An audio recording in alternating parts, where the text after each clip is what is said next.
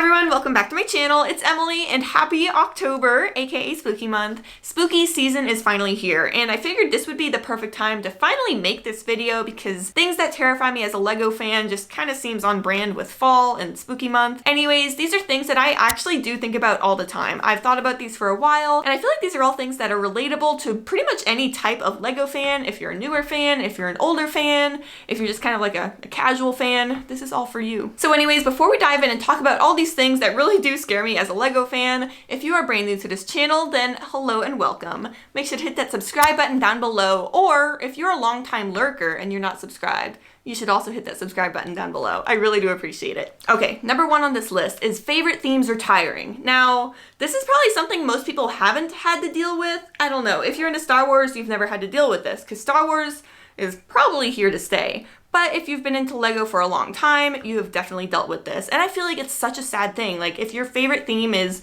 perhaps Lego Scooby-Doo, and then the theme retires, you're probably gonna be so sad about it. Or like if your favorite theme is Rock Raiders or Castle or like Classic Space, sets from all of these older themes that probably a lot of you did actually get to enjoy when you were younger. That's so sad to have that retire. For me personally, I love the Lego Scooby-Doo theme, but I wasn't really into Lego while those sets were still available. This was still when I was just getting into Lego. I never thought that I would be like addicted to Lego back then. I probably just had my mystery machine and I was so happy with that. So I never actually like had that FOMO or like withdrawal, I guess, of knowing that your theme is retiring and you're not getting any more sets after that. So I haven't actually been through this, but it terrifies me for when it does happen. And I don't really see this happening anytime soon, right? Like so many people love Star Wars and Disney and Marvel, like these giant themes that are actually other IP, all under the Disney umbrella. But something I think about a lot actually is that there's this huge hype culture around Lego, there's this leak culture, and you know who doesn't like leaks? Disney. I know that recently Lego has been stepping up their game, just trying to protect their products from any leaks happening, but it's still probably gonna happen every now and again, and Disney's not gonna like it. There is a chance, even though there actually isn't a chance, but there's a small chance that Disney could go up to Lego and say, hey, you know, enough with the leaks. There's not gonna be any more Disney themed Lego sets. Sorry. Now, I can't actually imagine this happening, but it could happen. And there's an Office quote that I've been thinking a lot about recently, and it's something like, I wish I knew I was living in the good old days before I left the good old days. And that's kind of how I feel with Lego themes sometimes. And I'm sure if you're a Star Wars fan and you were into Star Wars back in 2013, you can probably relate to that because that was like the golden era of Star Wars. But your favorite themes could retire at any point, even though they probably won't, but it's possible, and that's just, it scares me. Number two is aftermarket prices. I think about this all the time. I talk about this all the time on my channel. There's just so much FOMO to get sets that are currently on the shelves because prices are gonna soar immediately after they retire. Literally, like the Falcon right here behind me, this is a fantastic example. It's not retired yet, but during all of the supply chain issues during this past year, it was really hard to get a Millennium Falcon. And when you looked on Bricklink for this set that hasn't even retired yet, but it's kind of hard to find, it was going for $200 to $300 more than retail price. That is insane. That should never be happening to a set that's literally like on shelves currently. Well, I guess it was hard to find it, but still, you get the point. And that just gives a little sneak peek into what's to come once this set actually does retire. It'll probably double in price overnight. And stuff like that just leads to overconsumption with Lego because you're buying stuff that you're like, I don't know if I'll really want it later, but if I do want it later, I should get it now because otherwise I'm gonna pay double or triple, and that's just unfortunate. Like no one should be paying that kind of money for old Lego sets, but it happens all the time. Like just look at Bricklink, look at minifigures that you really want. Stuff is so expensive, and so Bricklink as a concept just really scares me. The website's cool, I like the website, but yeah, as a concept, just aftermarket prices really scare me. Number three on my list is dust. Now, there's not really much else to say about dust.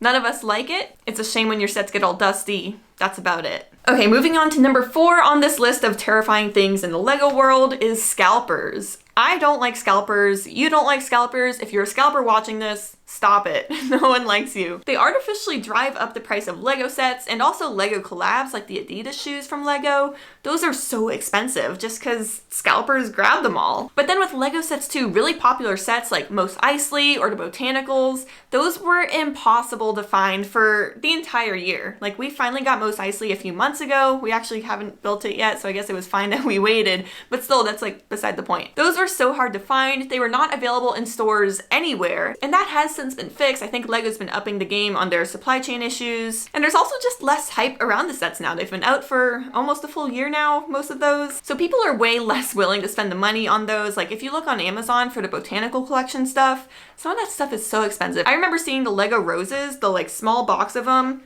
those right there, they retail for $12 US. I saw them on Amazon for up to $60. That just shouldn't be happening. It blew my mind seeing that, and I just feel really bad for anyone that did actually have to spend $60 to get those. Don't do it. Don't give in to the scalpers. Stop scalping. I almost feel like there should be a Dora the Explorer episode, like scalpers stop scalping, you know, something like that. And then even looking forward to the future with the Lego Target collaboration. I know it's US only. I'm so sorry Canadians. I'm so sorry Europeans, like anyone else in the world. I'm so sorry you don't get this. I am so excited for the Lego Target collab. But what scares me is scalpers just going in and buying literally everything off the shelves and selling it for triple the price, for hundreds of dollars for like a sweater. And I won't be able to afford it at that price, but also I don't want to give my money to scalpers. And so that's just something that really kind of scares me. Like I don't know the best way about getting that stuff when it does launch, but I just really hope that there's no scalpers involved. Okay, so number 5 on this list is minifigure FOMO. So I'm sure we've all been there before. There's a new set that comes out and you don't really care too much about the build, but it has that amazing minifigure you've been after forever. I'm looking at the Gundam sub back there. Queen Amidala came in that. Best part about that set. And the set might be $100, but the figure you want in there is $30. And so in your brain, you're doing math and you're like, I might as well just get the whole set, right? Like if I'm spending $30 anyways, I might as well get the build with it. Even if I don't care about the build, at least I get the whole thing. And it's just so unfortunate. Like I know I've done that a bunch of times. Gungan sub. I do think the set's cool though. And I feel like this has been happening a lot more recently too, right? With the new wave of Marvel, the new wave of Star Wars that came back on August 1st, I believe. There are some amazing figures in the new Marvel wave, but for me, I don't really care about play sets. Like that's not really my thing. I want stuff for display. I want stuff for my Lego city, and that's pretty much it. And it's just really unfortunate when Lego locks these really cool minifigures behind a high price tag. You know, like if you have to spend $100 just to get a cool minifigure, it bums me out. I could even go as far as saying that it terrifies me as a Lego fan. Okay, so this next one on the list is probably gonna trigger some people, and I am so sorry in advance, like especially if you live outside the United States.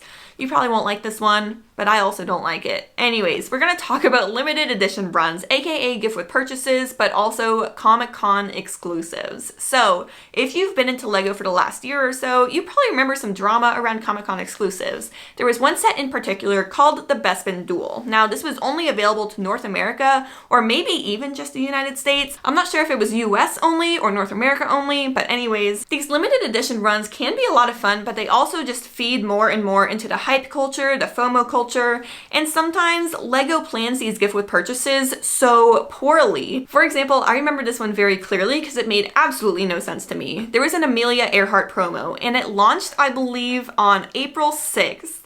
But on April 1st, there were a bunch of new releases from Lego. Now, whenever the Lego store gets new sets, there's a lot of hype around them. People go, they wait in line, and they usually sell out within a day or two. Why would they have the gift with purchase starting 6 days after a release date? I remember being so confused about this, but that's what they chose to do. I still have no idea why. Like, it made no sense to me. Because, you know, if you go to the Lego store on April 6th to get that Amelia Earhart promo, they may or may not still have sets left over from April 1st. Now, the other thing about gift with purchases, though, is that sometimes there's not really a set at the Lego store that you really want at that moment, but there's a really cool gift with purchase. Like that's such a weird dilemma to be in, but that happens very often, and it just feeds more and more into this hype culture, the FOMO culture around Lego, and you usually end up spending money that you don't really want to spend just to get that gift with purchase. And while I think oftentimes the gift with purchases are really cool, almost being forced to spend money first just doesn't feel right sometimes. But then looking at Comic-Con exclusives and regional exclusives and all that kind of stuff that causes a lot of drama in this community,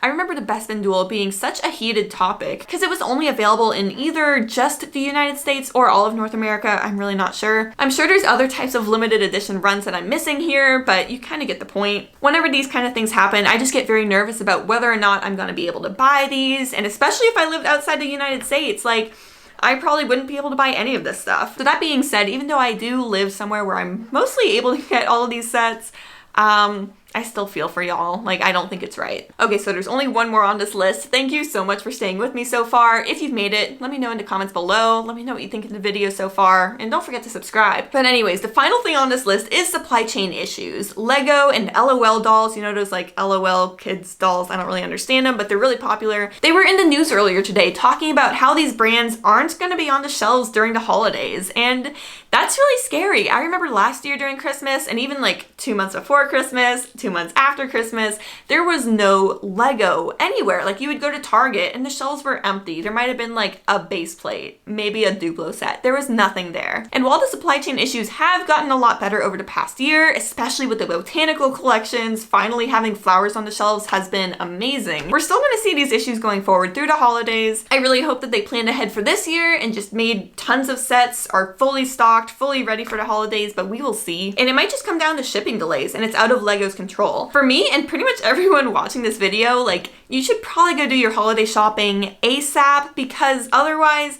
you might not be able to do it later. So that's just something to keep in mind, and I will probably make a video about this at some point soon, just kind of talking about like, hey, you should probably go get your gifts now, because otherwise you won't be able to get gifts for anybody. And that would be sad. And that being said, I really do hope that Lego is prepared for the holidays, and I'm sure they are, but there's always things that fall out of their control that could come up, so we'll just have to wait and see. Well, that pretty much sums up my list of everything that terrifies me as a Lego fan. Again, I would love to hear from you about your thoughts on all of this. Like, let me know in the comments down below if there's anything else that I've missed, perhaps, that you want to bring up. Let me know your thoughts on all of these things. Let me know if you totally disagree, because that's also fine. You can have your own opinions. These are just my opinions and things that I've been thinking about recently, but I know everyone has their own thoughts and opinions on Lego. That being said, if you have not subscribed to my channel yet, make sure to do that down below. I do really appreciate it. Thank you so much for watching, and I'll see you next time. Also, make sure to go do your holiday shopping. Bye!